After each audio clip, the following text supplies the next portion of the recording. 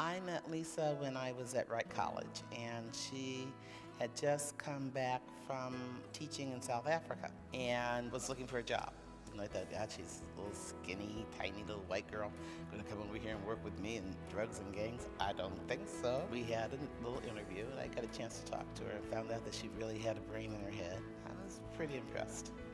So she got the job, and she really won me over. We were working on a project called the Positive Alternatives Project. It was an after-school program helping kids in the inner city, and she's a natural person with children and letting them know their strengths and their opportunities, and that's how I met her. Before she ran for office the first time, she was doing the same thing that she does in office. She's always ahead of the cutting edge a little bit. She was doing community police work in tough police districts. That isn't usually what a young woman is going to be doing.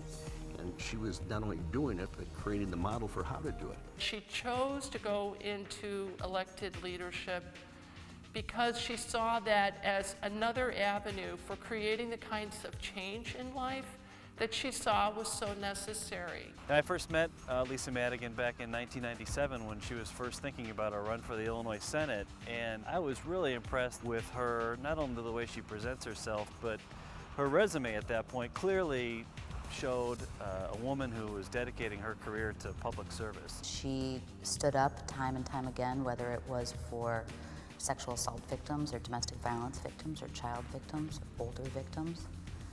And she was the voice that those victims didn't have collectively.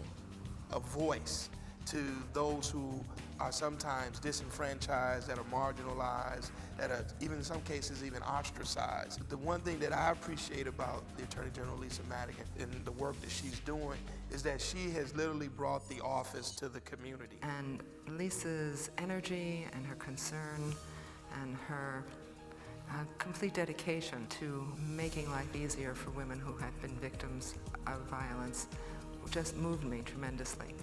And she had the power to help us, and she did. She wants to know what your issues are and how she can be of assistance, whether it's directly through her office or lending the power of her office through public comment or through making suggestions or helping you plan. She's always interested in helping working men and women, regardless of what the issue is. She spends each and every day trying to figure out how to apply her higher order principles to real practical ways to make a difference for real people.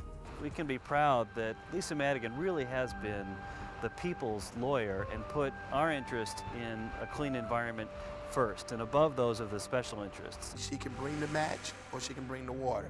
She can set it on or she can put it out.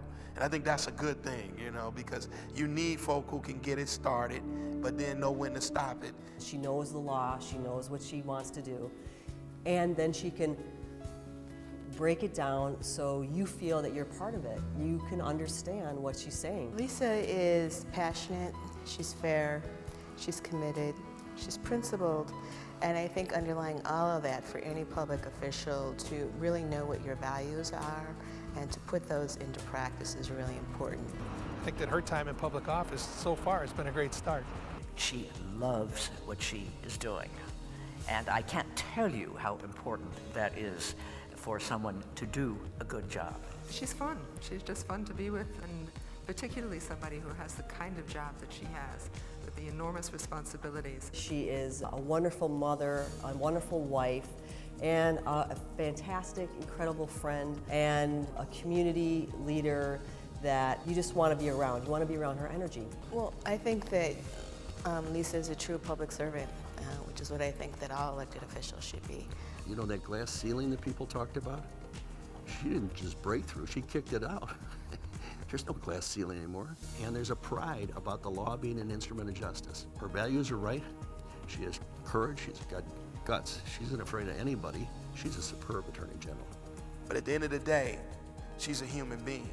And I think that's the piece that drives her, is that there's a human will, a human spirit in her that says, I gotta do what's right. When my mother passed,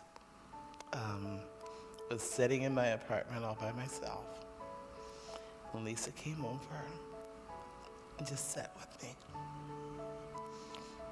That was one of the most powerful things anybody had ever done for me, the most loving. Just to come and sit with me, and I will never forget it. So Oh, that's the kind of person that Lisa is. She's somebody that when your whole world comes crashing down, she really can reach into your heart